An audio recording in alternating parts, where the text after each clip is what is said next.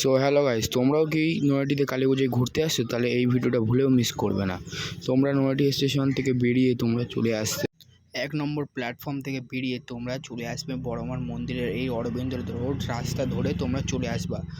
তোমাদের এই পুজোর সময় এই সাইড থেকে ঢুকতে দেবে না অবশ্যই, কিন্তু তোমরা আগে যারা ঠাকুর দেখবা তোমরা এই অরবিন্দ রোড হয়েই ঠাকুর দেখতে পারবা।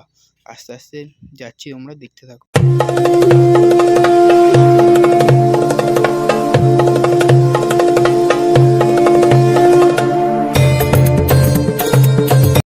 তোমরা পুজোর সময় অরবিন্দ রোডে মানুষের জনজোয়ার তোমরা দেখতে পারবে। আর অরবিন্দ রোডে পুজো হাতে থেকে 4 থেকে 5 দিনের অপেক্ষা, তাই দেখো মানুষের কত ভিড়। অরবিন্দ রোড প্রচুর ভিড়, তোমরা যেতে যেতে দেখতে পারবা। বেচাকালী তোমরা দেখতে পারছো কাজ এখন অনেকটাই এগিয়ে গেছে।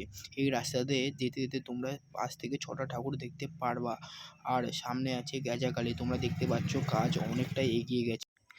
আমরা চলে আসলাম বড়মার মন্দিরের সামনে। বড়মার মন্দিরে দেখো লাইটিংটা দেখো, জাস্ট তোমরা রাত্রিবেলা আসলে ভালো দেখতে পারবা। আর বড়মার মন্দিরে সন্ধ্যেবেলার টাইমটা দেখো কতটা ভিড়।